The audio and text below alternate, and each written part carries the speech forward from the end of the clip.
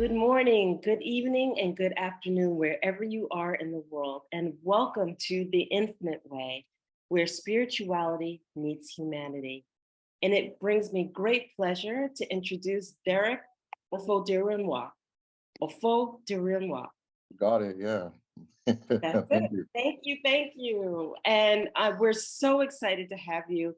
And you know what? You come with such richness in your experience. Instead of reading, I don't feel like I would do it justice. So I'm going to turn it over to you to introduce yourself. Okay, thank you. All right, so I'm not the best at these, so bear with me. My name is Derick Ofodirinwa. I teach Igbo spirituality known as Odinala or Odinani in on YouTube and on Patreon.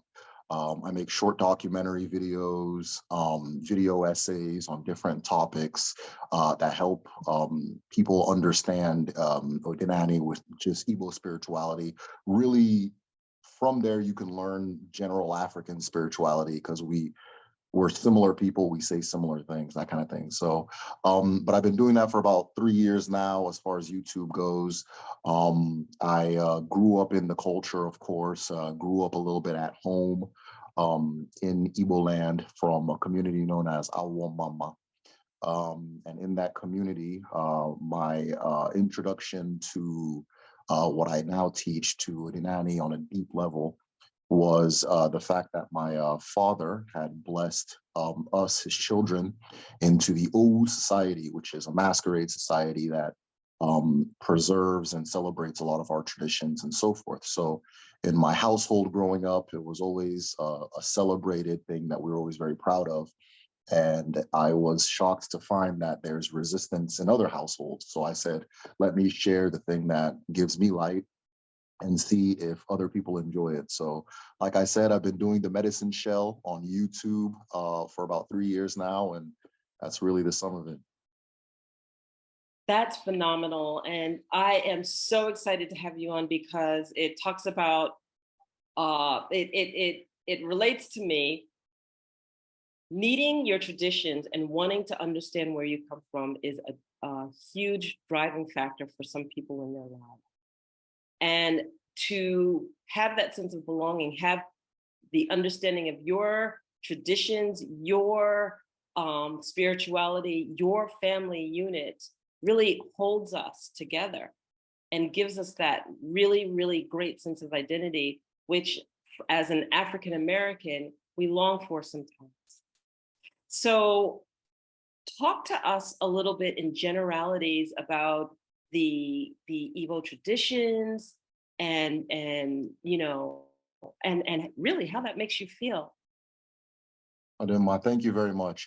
So one of the things, you being African American, it's always interesting when I have these conversations because I've spoken to several African Americans who go to Africa. There's a movement. You're in Angola right now, for example. That's right. I'm in Angola right now. Yeah. So the movement is moving and it's going strong. And a lot of them go to Nigeria. They go to different parts of Nigeria, and they always say the exact same thing when they go to Igbo land. They said they're walking around and everybody looks like their cousins, right? Or, okay, this is the deacon, or this is the person that I grew up with in this place, or I went to school with this guy. You just see all these familiar faces. It's because the amount of Igbo people that were brought to the United States was staggering, to the point where I believe, don't quote me on this, but I believe the statistic is every African American has at least some Igbo DNA in them, right? You have at least one Igbo ancestors because that's who they targeted for slavery in America, right? Among other groups primarily. And so Igbo land, as far as making that cultural transitions, there's a lot of things that you're going to see that's familiar. There's a lot of things that you're going to see that's new. Igbo land is in southeast Nigeria. It is a very densely populated place, but a lot of us live in these close family-based units that we call villages, right? So you live in the village, most of the people around you are your family, that type of thing. And then of course there's the city life and all of that. When I was at home, I lived in the village. I didn't touch the city. I don't know anything about Lagos and all these other places that are more popular. But I lived in the village, and it kind of shaped my understanding of the culture and who we are and so forth. But Igbo people, I mean, you know, like any group of people, you can say just about anything, and we got that type of person in there. But generally, Igbo people are known to be very industrious. Igbo people are known to be very confident and sure of what they're doing. And Igbo people are known for be always striving to be at their best, right? So you see a lot of Igbo people in different fields doing very well just because of what the culture instills in them. And I always compare it to a phone, right? Because many people have converted to Christianity, right? And the thing that gives them that strength is this tradition that I'm speaking about, known as Odinani. But I compare it to a phone. You can leave your phone unplugged from the wall, right? And you're still going to be able to use that phone for a while. But after a while, if you're pulled too far from that root or too far from that source, that thing's going to shut off. And you're going to figure out that it's not just you doing all these things, that your ancestors have been moving with you and giving you this power and so forth. And, you know, that's, of course, why I teach what I teach. Igbo spirituality is particularly unique as far as as far as the cultures in Africa, and I think the world really, because the relationship with the divine is intensely personal. It is intensely personal. My chi is not the same as your chi, and your chi is not the same as another person's chi, and so forth. And so a lot of it, that intense personal connection to your creator, right? The fact that you are a one-in-one in creation and you are a unique thing with a unique connection to the divine. Odinani is all about learning how to build that connection with your creator, right? With your specific creator and your purpose and your path and your destiny. And excuse me, that fundamental idea leads to a whole range of shifts as far as perspective, and it helps you understand Igbo people a lot more, right? It's a very democratic society. It's a very egalitarian society. I can't tell a person who to be and what to do. They can't tell me who to be and what to do. We have an Ilu, Ilu, I guess you can translate Ilu as proverbs, but these are wise sayings from the ancestors. There's an Ilu that says, let the hawk perch and let the eagle perch. And whomever says the other should not be perched, let their wings break first, right? And so the meaning of that is everybody has their space. There's a space for everybody in the world, and you don't encroach on or impose on other people. And that's kind of fundamental to the ethos of the culture. I love that because, you know, I think about that in terms of sitting in a circle, right? We all sit in a circle. No one's above you, no one's below you, no one's in front of you, no one's behind you. We Yeah, all stand side by side with one another. We all have different viewpoints, right? So we learn to listen to one another, and not one person tells another what to do, absolutely. how you do it. You just allow, you listen, and you hold your own point of view, which I think is phenomenal that that goes across the cultures. That's beautiful. That's really, really beautiful. Appreciate that. So there Derick is, young man. Where were you born? Bring us back a little bit. Tell us how you grew up. Tell us how traditions were introduced to you. Cool. Yeah, so this is the part where everybody's gonna scratch their head. But I grew up in the state, I was born in the state of Nebraska, right, in the United States. One thing about Igbo people, they say that if you go somewhere and you don't see an Igbo man, run, right? The reason they say that is because we go absolutely everywhere. We're the most, I think I heard that when the US was bombing in Afghanistan, like an Igbo person passed away in that situation, right? So we're everywhere. There's that kind of thing. We go everywhere. It's just, I guess, in the nature. So my parents were in Nebraska. Them and their huddle of cousins were the only Black population in the entire town. Uh-huh. The town my youngest brother was born in, it was put in the newspaper that he was the first Black child born in that town. And so that's where I was born. After that, pretty soon after that, when I was about 4 years old or so, we moved back home, and we stayed there for about 4 years, maybe 5 years. I've never sat and counted it. But we stayed there for a while. And the reason I say I haven't sat and counted it, because it feels like half of my life, right? I had Right. such a wealth of experiences and things I saw and got to be a part of and things like that, that it always feels like 50% of my life was there, when it's really this little smidget, but the level of impact, that's what it feels like, right?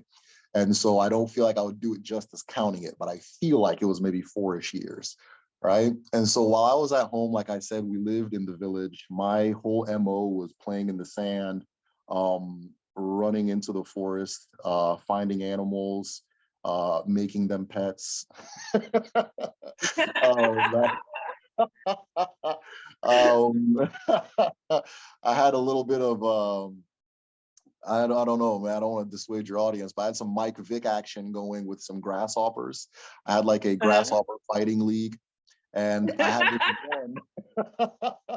This I is had this great. one that would just like decimate everybody, and he became like a celebrity, right? I can't remember the name we called him. He was really yellow, and now that I'm an adult, I realized it was a locust. It wasn't a grasshopper, right? But that's the type of things I did. And one of the, other than my experience with Owu, which is a separate masquerade from what I'm about to describe, one of the things that really shaped who I am when I was there is that we used to have this tradition called Mwechem. And Mwechem is every fall, the children would build their own masquerades, and they would travel to different houses, and we'd go to different houses, and the masquerade would dance, and the elders would praise you and give you money and all that stuff. And so the Mwechem, they look like try to think of something to compare it to. It's like a walking teepee, right? Just kind of a triangular type of thing, made of palm branches. And so I remember that used to be my favorite part of the year. Me and my cousin Emeka, who I came to find out is reincarnated from the same person as me, so it makes perfect sense. But me and Emeka were all about it. We would take this thing very seriously. Mhm. And that kind of thing. So that's the type of stuff I did while I was at home. Of course, I was close to family. I was blessed and had the opportunity to hear about stories about my ancestors and who we are and how we came to be where we're at and things like that. And so later in life, as I'm meeting other people, it was strange to me that there's so much stigma about everything I just said, right? Huh. Ancestors, these masquerades, these different traditions. There's so much stigma about anything that seems to come from African people. And it didn't make sense. I couldn't reconcile it. It didn't make sense. It's like you spent your whole life playing in a playground, and then you become an adult and you hear that playgrounds are evil. It's like, wait, no, I was there. It's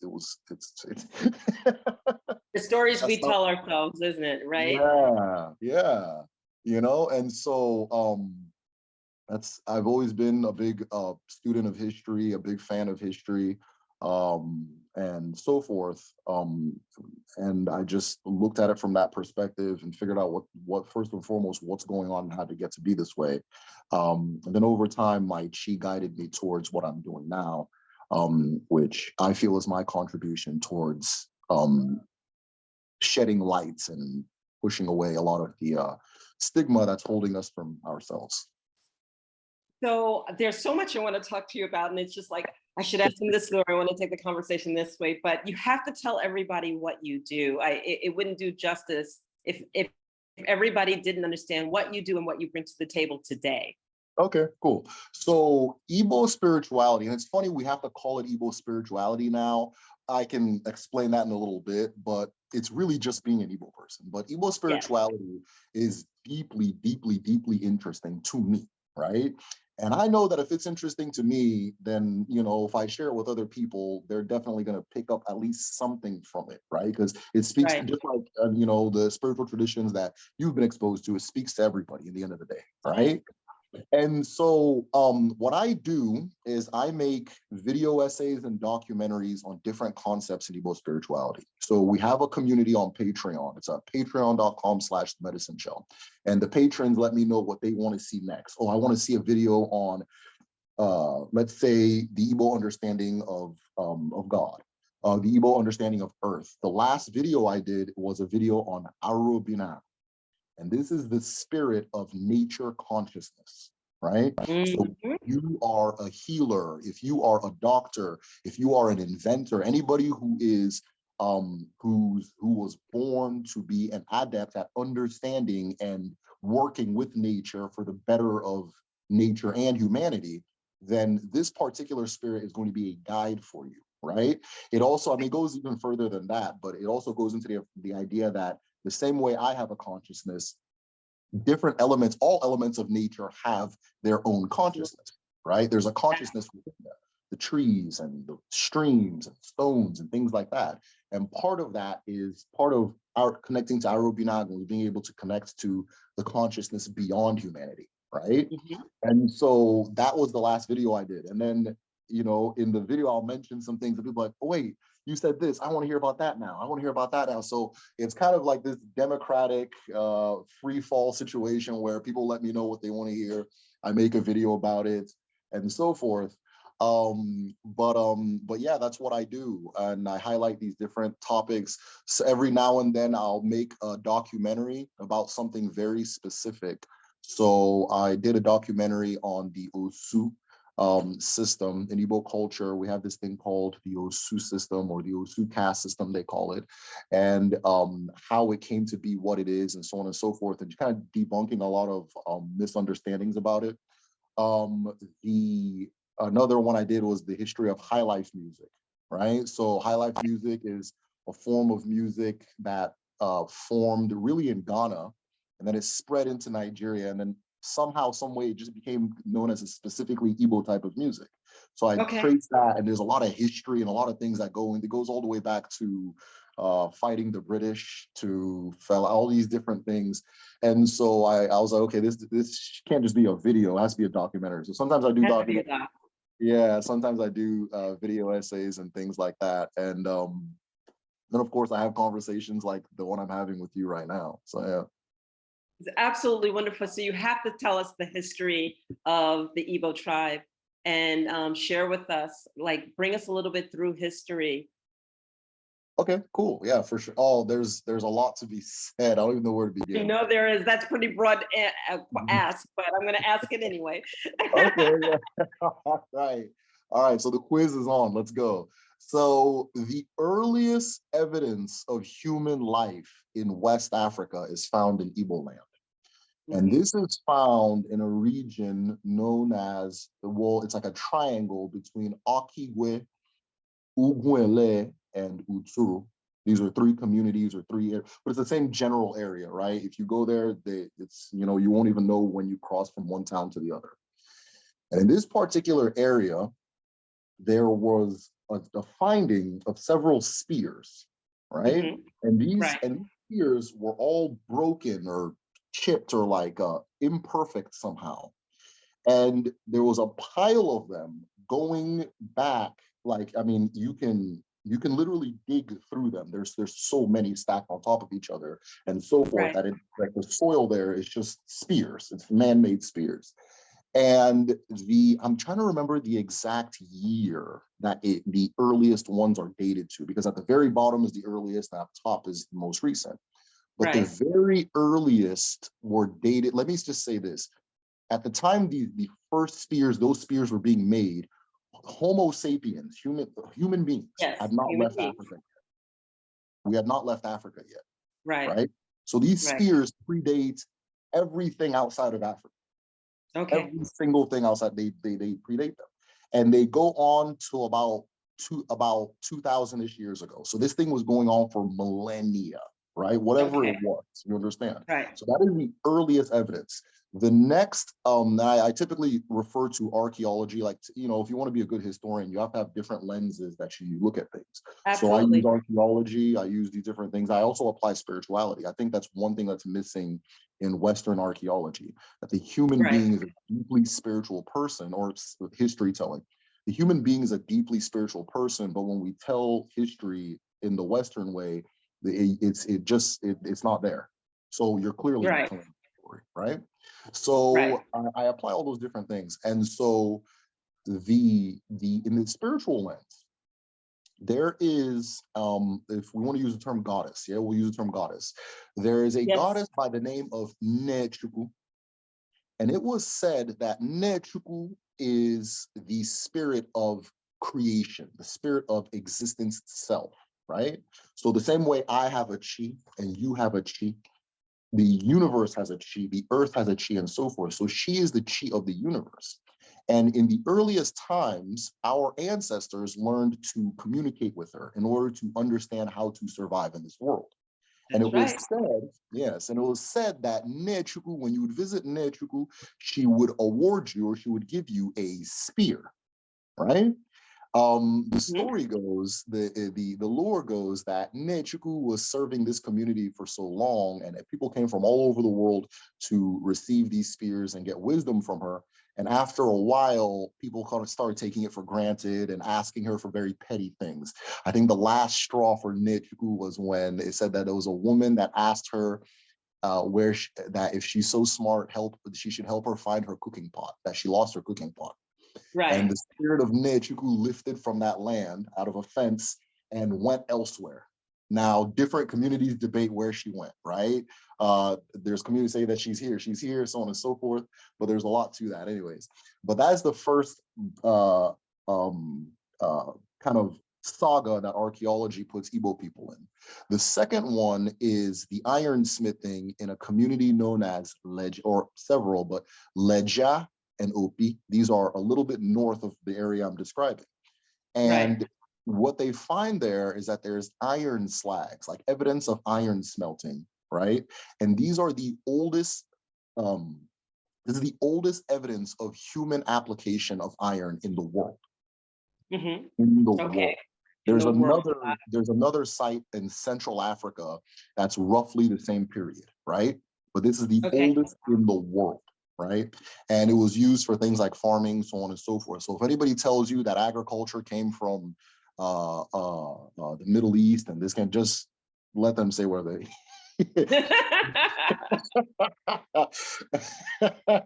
the more you dig into these things, the harder it gets to listen to, all that other stuff.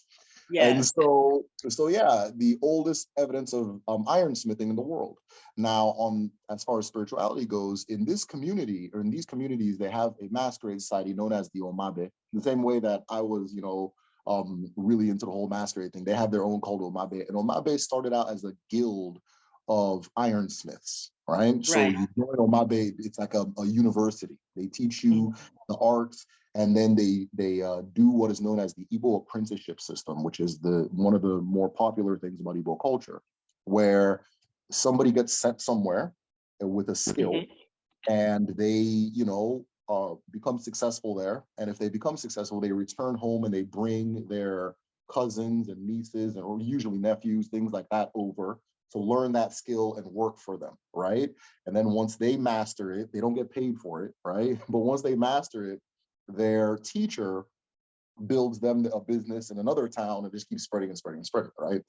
And Right. so the Omabe was one of the early ones that did that. And so after that particular era, you then get into just different archaeological records, but those are the two earliest ones.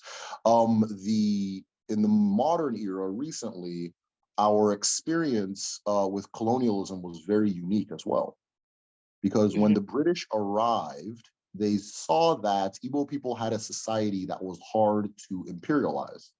The reason it was hard to imperialize was because every single community ran its own affairs.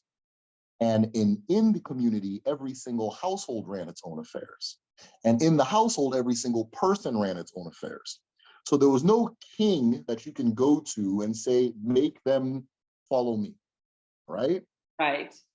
Everything was done by consensus. There's this very funny video when I was doing the High Life documentary. I had this video where this colonialist was trying to build a road through a community, Mhm. and they build it because one guy says that he won't allow it. And they're like, and in Igbo, the way things worked in Igbo culture was that all of the family representatives would gather and they would vote on things. And he Right. allow it, but the reason he had so much say was because it goes through his land. And he also had even more say because his wife was very powerful, right? So Mhm. it's not just that all the men would gather and make decisions, all the women would gather and make decisions too. And these were the two wings of government. right? Wow. The umona and the umwada, right? And so the women would make their would vote on things, the men would vote on things. And the wife was against it, the husband was against it. So they said, even if we convince him, his wife might not agree, right? That's what this person, the That's agent, right. was telling the colonialists, right? And Mhm. so we've always had that culture, like I said earlier, it's at its core very egalitarian, right? And so, you know, there we don't have this situation where it's like, you know, I guess the man makes all the decisions, the man tells the one day, yada, yada, yada. We don't have that, you know, and so forth. So the British, their idea was, okay, we're not going to be able to take over by force, but what we can do is take over. If we can't take over physically or the political apparatus, we can try to take over the mind, Mind. right? The mind. Yeah. And so Yeah. they led with the church. In other places, they led with the gun and the cannon, but here they led with the church. All right, look, the church is coming. They're going to teach your kids how to do this and that, and they can wear these fancy Western clothes and so on and so forth, and yada, yada, yada. Now, after they indoctrinate enough children, those children become the adults that they then impose on everybody, right? Right. That kind of Right. thing. So it was a gradual process. It was primarily done with religion and the church and so forth, which is why a lot of what I talk about has so much stigma against it, because that was exactly what was targeted. That was exactly the Exactly. obstacle. Yeah, that kind That of thing. mindset lives today heavily. Yeah, yeah. So, and you know, you're in Angola, and I know the history of colonialism in Angola was even different from that. Of course, a lot of parallels, right? But even A different lot of from that. parallels. Yeah. So, And led um, by gun. and They led by led by gun. gun. Yeah, yeah. They led by gun. Yeah. Initially, they tried. So there was two communities that they thought was the capital of Igbo land. They attacked Arochukwu, and they saw that their neighbors didn't even flinch. There's like, I don't know why you guys did that, but all right, that's them, you know? And they, okay, we'll go to a place called Nri and we'll attack them. Maybe this is the capital. Maybe this is the one in charge. And they did it, Right. and still nothing capitulated. And so they said, okay, we're going to have to do this piece by piece by piece, person by person by person, because everybody makes their own decisions and so forth. So, but they've tried their hardest to get rid of that ethos.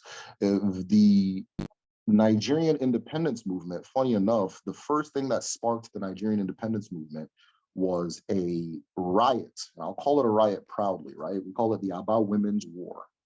And what happened was the British were getting annoyed that they have to go to both the men and the women's And the knees. women.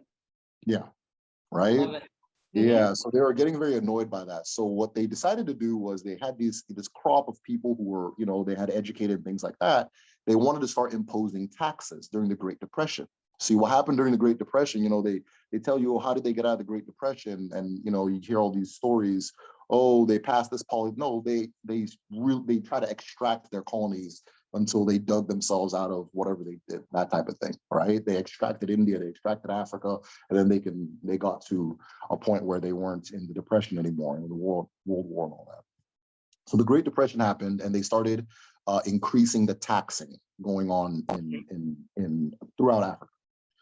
And one of the things in Igbo culture is that you can't tax women. It's a taboo. Women don't pay taxes. Women also control the markets, so you really can't tax anyone. But that's a whole other thing. You couldn't tax the women. And so they passed a policy that everybody's going to get taxed, and people resisted. And they said, okay, fine, not everybody's going to get taxed, but we're going to have a census, wink, wink. And so one of the census officers approached this woman and said, I'm here to count, what did he say? I'm here to count your belongings. And the woman responded to him, this is all history, have you counted your mother's belongings? As an insult, right? And so then the man slaps the woman. The colonial agent, who was an Igbo guy, slaps the woman. And the woman goes to the Umwada. Now, there's a saying we have at home that says, if you don't fear anything, fear Umwada. The Umwada is the women's government, right? This is the Yeah. government women form that make their own decisions. And if one of their members is assaulted or has an issue, they go to them. And if the Umwada decides that a justice needs to be exacted, everybody's in trouble. Because what happens is they can enter protest and shut the whole town down. right? So there's going to be no markets. We're not doing, women have their farm, men have their farms. We're not going to our farms, a whole lot of different things. And then on top of that, we're going to do what we call in English sitting on, they call it sitting on a man, right? So the tradition of sitting on it is the funniest thing you'll ever see in your life. And when I was at home, I got to see it live, and it's comedy. It's hilarious.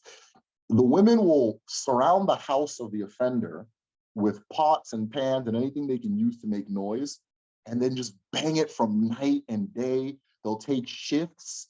I love it. I'm loving it. I'm going to bring this to my women's empowerment groups. I love it.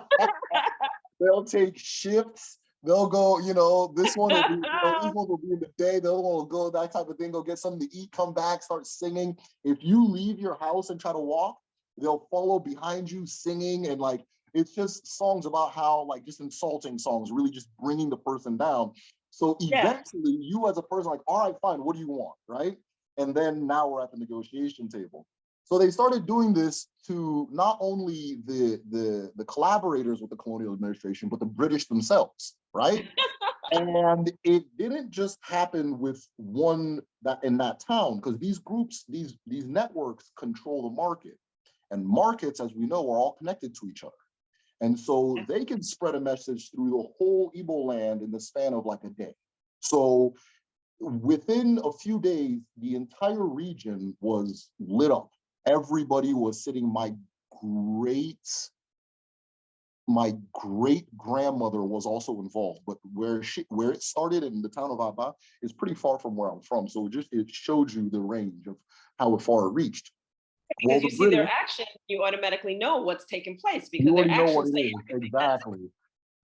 And you can hear them from miles away. So it's like, so enough was enough, because the big idea, because when she ran back she wasn't even yelling that this man hit me. She was ran back that they're going to tax us. They're going to tax us. And so then the protests start. So the British, being the British, open fire on the women. They start shooting them. And it goes from protesting to actual physical combat. The women start fighting back. They go get their husbands' guns. They burn this down. They burn that down. In a state called Akwa Ibom, funny enough, they're not Igbo people. They're EBBO people. But in a state called Akwa Ibom, there's a story of a woman. They built a statue for her.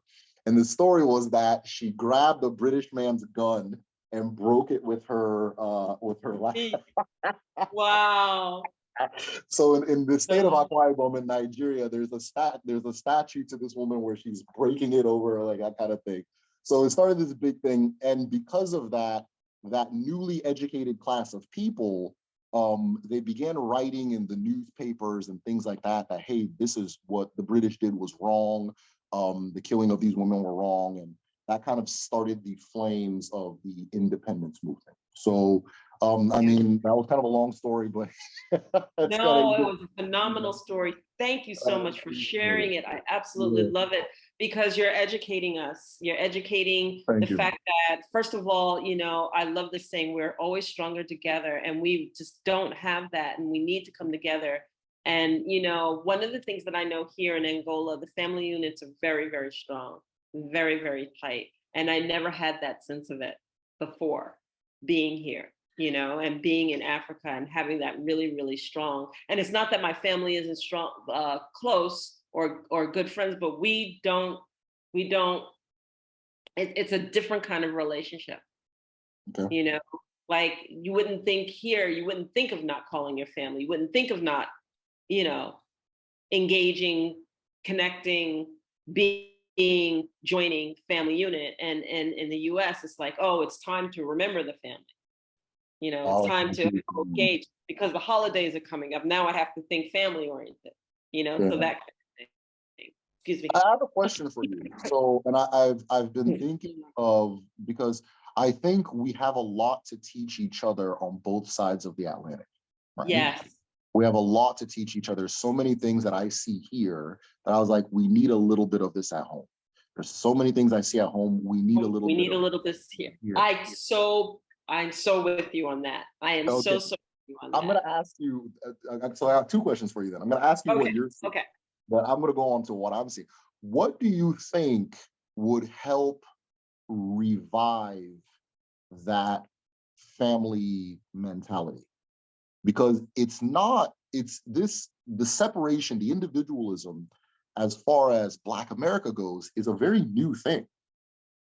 It's new. It's maybe 2 generations new. But if you go Mhm. before then, if a lot of my patrons will tell me stories of their grandparents, I was like, this just sounds like this is Africa. It's the same thing, Right, right? So it's a very new right. thing. So what do you think would take it? What do you think could help that come back, or what do you think it's gonna take to bring that idea back? Well, first of all, I believe that there needs to be a balance within it, because I've seen some families so overwhelmingly powerful that the kids run away because they don't feel like they can breathe. All right. So I met a group of young ladies that were coming from Kenya, in Dubai, and they were all single and alone. And it's like, what happened? It was just my family didn't want to see me grow. My family didn't want to see me prosper. They didn't want me educated, et cetera, et cetera, et cetera. So I had to break away, and then they disowned me. And so now I'm here. I have to chase my dream, and I have to make it come true because I don't have the family unit to go back from. So there, in that respect, the family was so close and so much. It was almost suffocating. And then I go back and I look at the United States, and we push our kids out at 18. We're like, okay, that's it. You got your food, you got your clothes and everything. It's time for you to go do your thing. Let's go. You got out the house. You know how long you're still here? You're 21 years old and you're still in the house. What's going on? Get out. You got to go do your own thing. Right. And so a lot of times what happens is that we don't realize how imposing that attitude is, that the kids don't come back home. They don't want to come back home. Where they come, they visit, and it's just like, oh, it's Thanksgiving, I got to go home.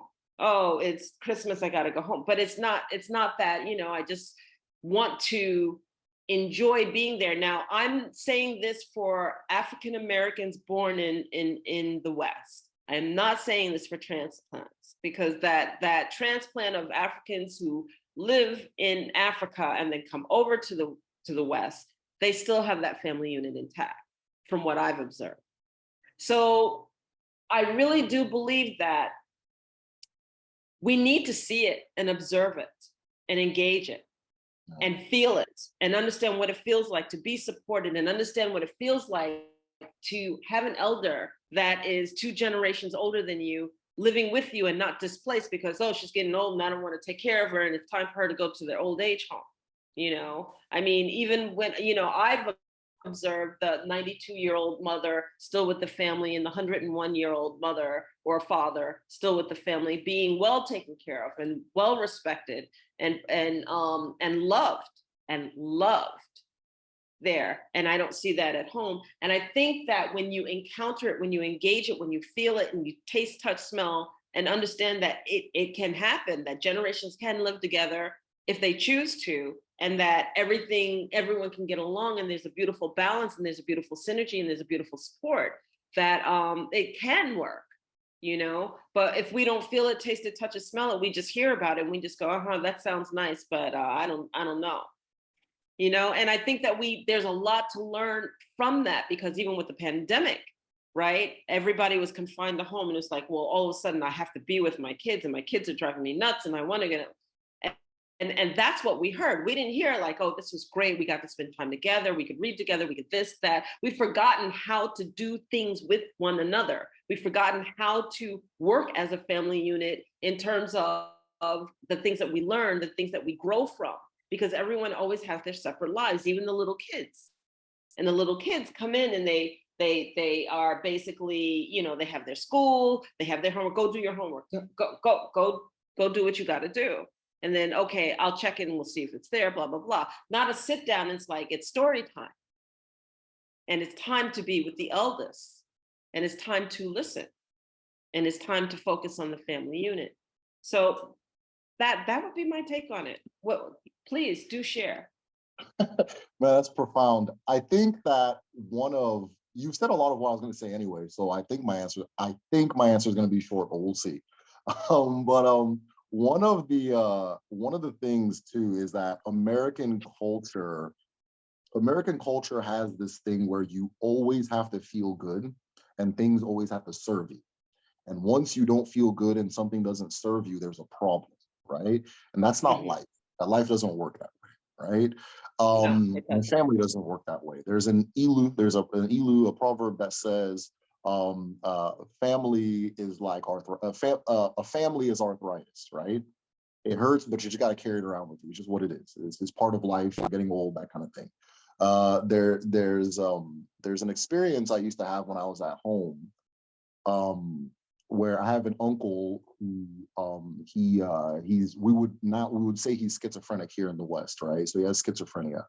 And what he does is he wakes up, he walks around all day, and may or may not come home, that kind of thing.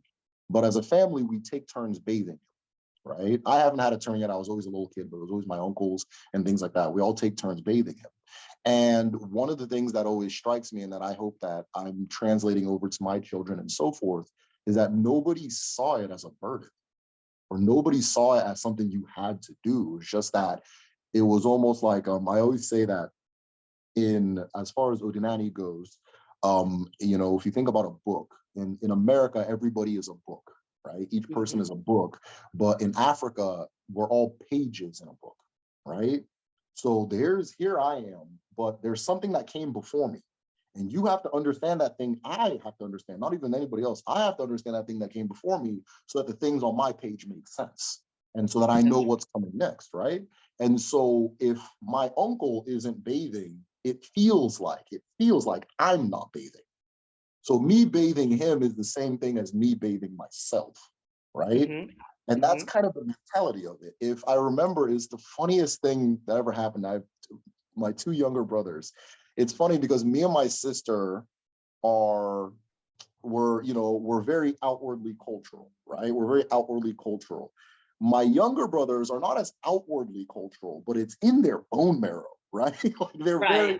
So the brother immediately younger than me, he was about maybe, I don't know, maybe let's say 12.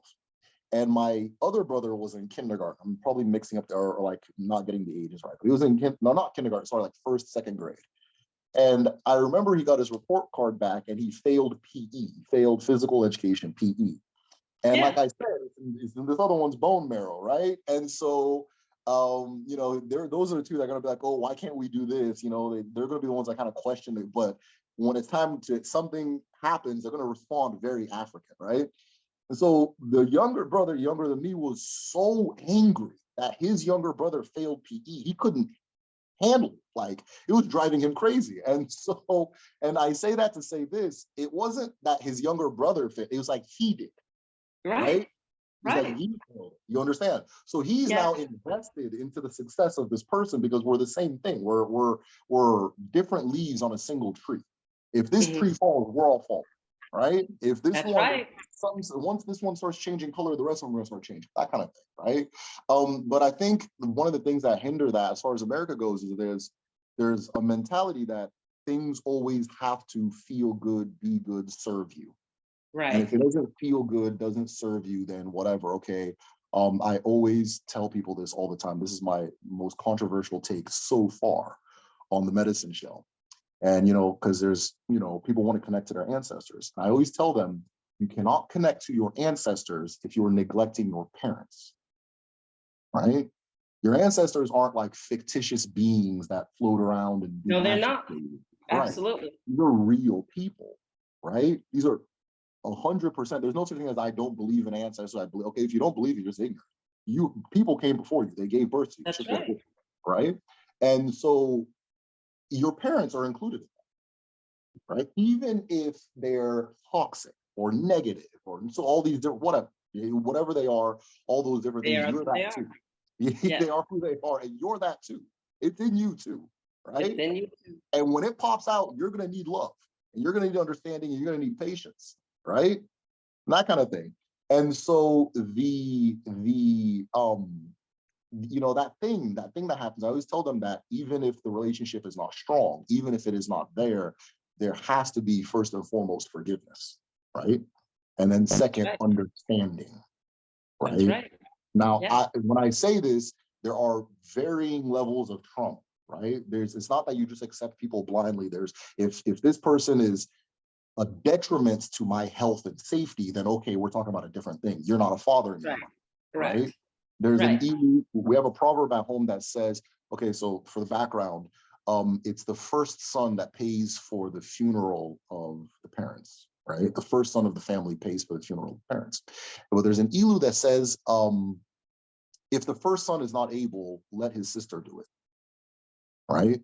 And that means that sometimes, right, even though this is how it's supposed to be, if it's not registering that way, we have to do something else. So again, if this parent is a detriment to your life, well-being, that kind of thing on a very real level, right? There are, again, varying scales of trauma. I can't speak to everybody's story. Then okay, That's right. this Yeah. person's no longer a father. This person's not even playing the role of the, so I can't pretend this is the father. I can't pretend this is the mother.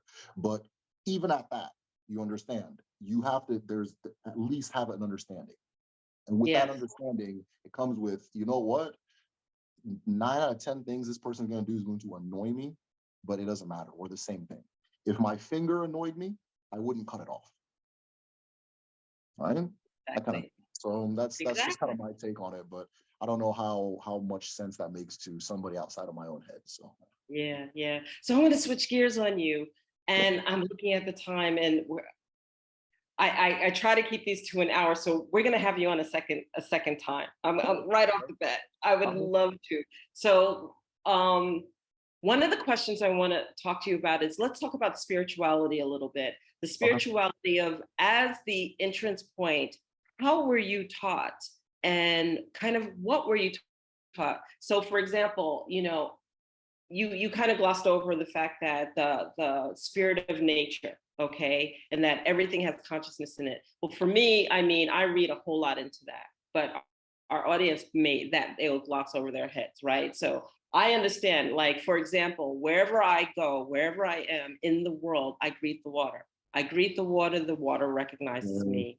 I yeah, sing to the water acknowledges me. All right. same. It's my own personal connection, my own spiritual connection to the water. And wherever I am, it recognizes me. Now, I can talk to you about what I recognize as the signs for it recognizing me. And that's between me and the water, okay? Me and the ocean, or me and the lake that I'm engaged with, right? But I have this relationship with water. I have a relationship with earth. I have a relationship with air. I have a relationship with fire, right? So and that's just to kind of set the stage for those who are listening in, okay? So talk to us a little bit about the engagement and the learning of acknowledging what is personal and energetic and close to you.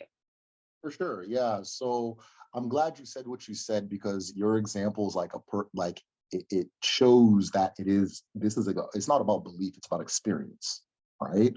So you're not telling me you believe that the water acknowledges you. That is your experience. You understand? Yes. And that is the core of, if you're talking about African spirituality, I think that's what's going on. Right. That's the core. As specifically as far as how I came to learn what I learned, um, it's always been around me, but I wasn't aware it was around me because it's very subtle, right? Yes. The thing is very subtle. As you see me now, a lot of people dismiss what I'm saying because I always show up in like like my regular everyday clothes. I'm not doing the whole whatever, that kind of thing. So like, okay, well, maybe there's somebody he's learning it from, that kind of thing. But when I was at home, I knew devias and they dressed like me. And they, sometimes, I mean, it I get wasn't the like it was, same thing. So yes, I yeah, get yeah, it. everything was very subtle. Everything was very subtle, but it was there.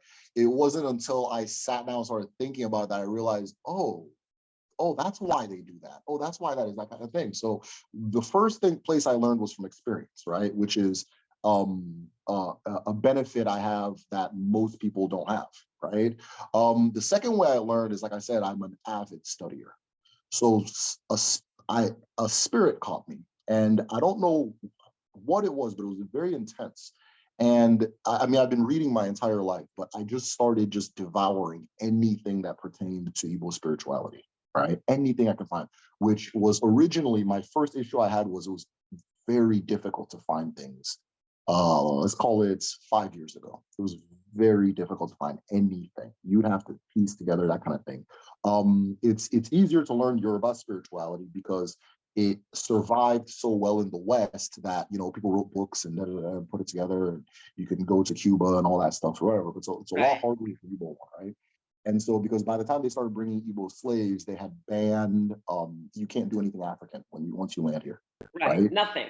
Whereas Yes. the early first groups that they brought, they didn't care. In their eyes, you're going to die anyway. It doesn't matter, right? But afterwards, like, wait, let's keep them around a little bit. You know, get our money's worth, but you can't do none of that African stuff. Plus, they were seeing that it was the source of all the rebellions, and that's where they're getting their strength to rebel and run away and protest and read the stars and that kind of thing. So that kind of thing. So the second place, so that's the second thing I read, and I told myself what I'm going to do is I'm going to build a collection, right? So I'm going to gather every single thing I can. I sign up for all of the websites that have like articles and books and things like that. Like I bought the Gist Store, whatever it's called, account. I bought this, I bought that. And I just collected every single thing I could, and I put it together in a library, right? And organized the whole library. In fact, I make that library available to all my patrons, right? So if maybe you hear something in a video, you want to know a little bit more about it, you can just go into it and read it on your own and so on and so forth. And then also so people know that I'm not just making this stuff up. So, so I put it together in a library, right?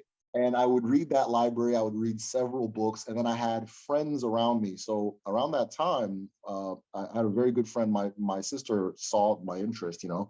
She's like, hey, I know this guy in this group that, you know, he's really into the same stuff.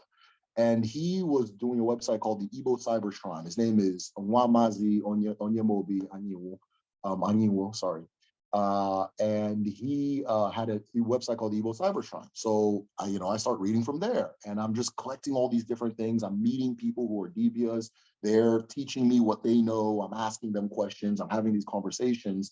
And then my first instinct was, okay, well, my Igbo isn't the best. I have a very strong American, they call this Beke, American accent. So my Igbo wasn't the best. I wanted to have somebody else do the speaking for me. Everybody's like, yeah, no, I'm good, you know.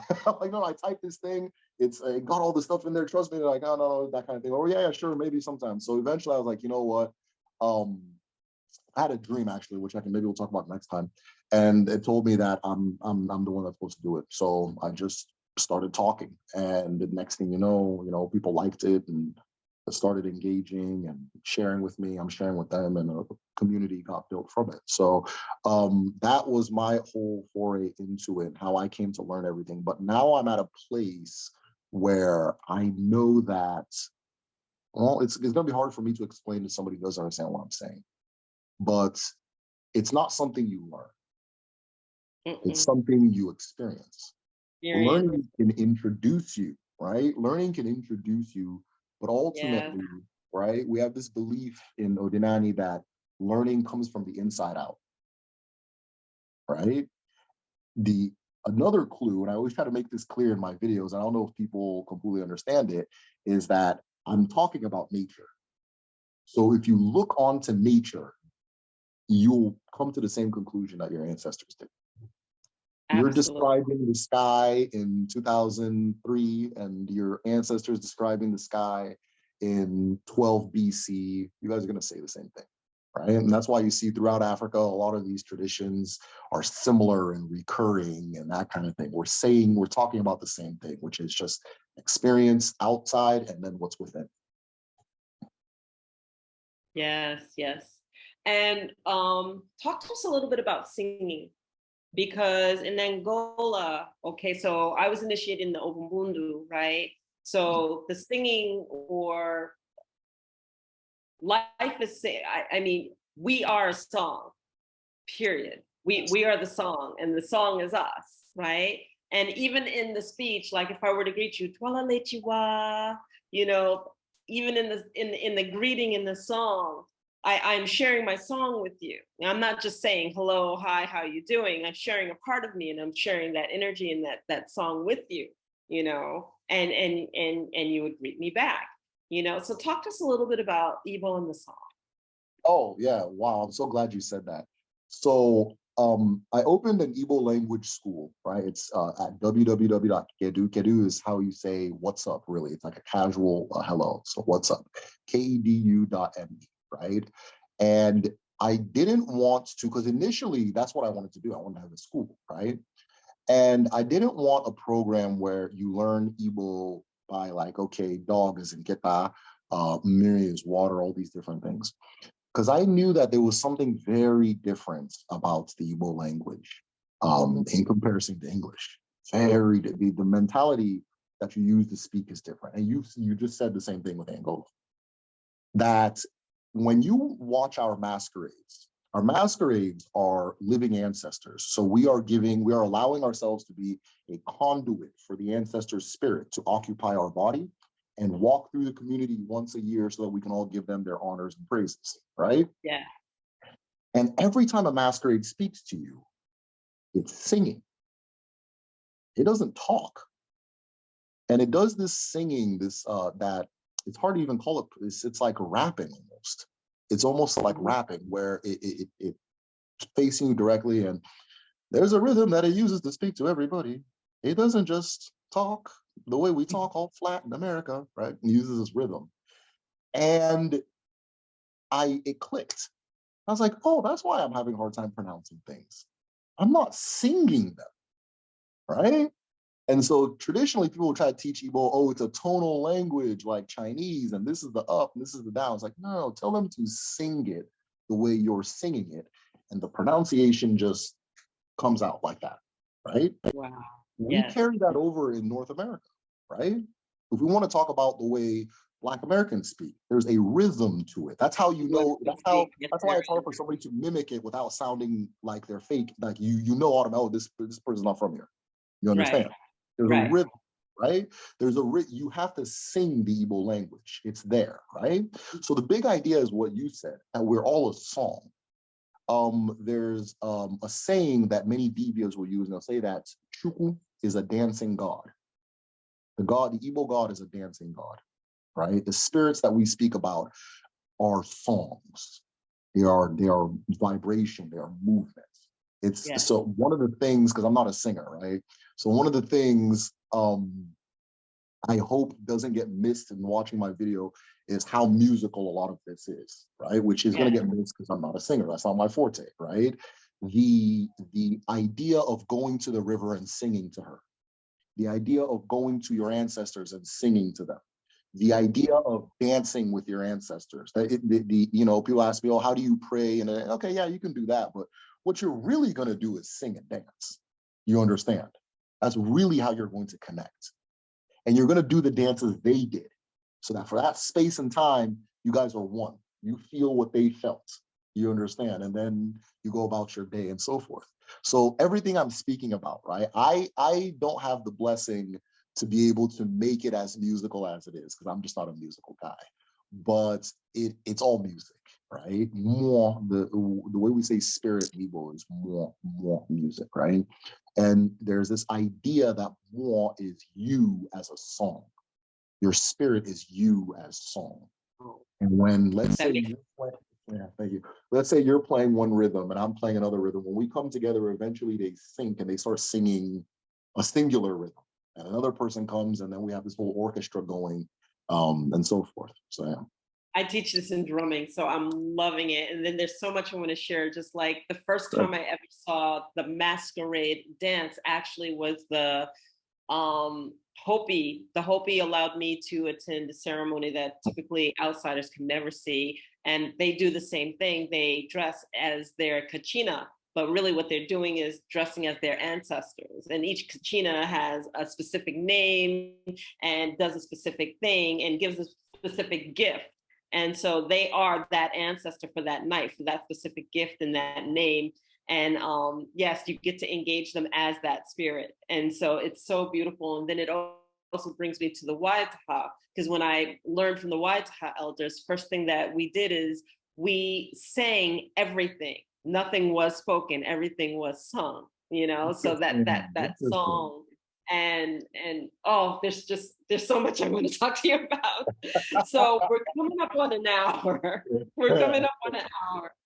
And I reserve the right to come back because I like to keep it to an hour. I don't want to lose our audience. But this has been phenomenal. This has been absolutely phenomenal. And will you come back? Yeah, of course. Of course, I'm Okay, honored to be here. You know, 'cause we're just getting warmed up. no, And you know, I love anthropology. I love culture. You're yeah. touching on everything. And I'm gonna Yeah. go.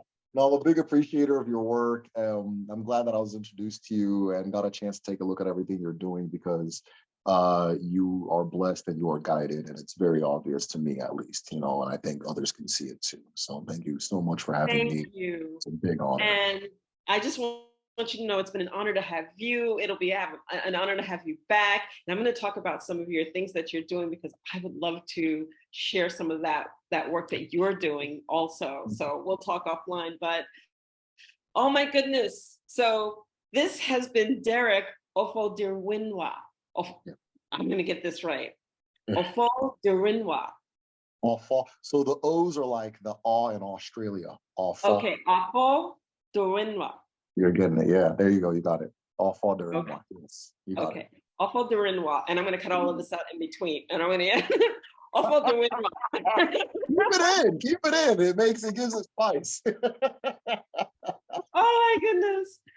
I Thank you love so much. Thank you. Thank you. And Thank you. again, what a pleasure to have you on and our honor. And oh, please don't ever stop doing what you're doing.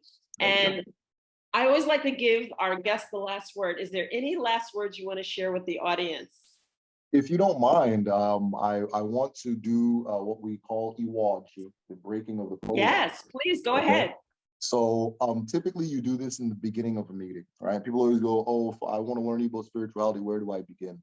This is where you begin, right? So I typically do it at the beginning of a meeting, but we're going to do it at the end. And this is what you use to communicate with your ancestors. This is what you use to speak to the family or to, you know, any type of family occasion to begin to start it. This is the core of everything, is the breaking of the Aji. So I don't have my Aji with me, but it's a kola nut that breaks in typically 4 pieces, sometimes 2, sometimes 3, and so forth. And each of them have a meaning, but that's a whole different thing. But I can use my hand, right? Because the Aji, the kola nut, represents the heart, the ubi. So we're going to use the heart, okay? So I'm going to go ahead and say the blessings, and don't worry about knowing what I said. Just, you know, if you feel what I said, that's the most important part, right? All right. Okikekeru, alawa, ala ne mmadụ na ne mmụọ, ala na-enye ndụ, na-enye ihe ọma, ala awụ na anyị niile, ọjị abịala, eji m ọjị nke, ọjị bụ obi mmadụ, mkpụrụ obi m, na-ekele gị, eji m ya na-ekele ndị mbụ na ndị ekele, ndị mmadụ na ndị mmụọ, ụmụ aja na ụmụ mmadụ eluigwe, ọwa ọjị ka m ji na-ekele gị. Anyị na-ekele unu niile na eke na orie na afọ na nkwọ ise. All right, that's it. Thank you so much. Good morning. Thank you. And we will Thank you for open next having me. time with that. This has been a blast. Thank you. It's been a blast. Okay, everyone. This has been another episode.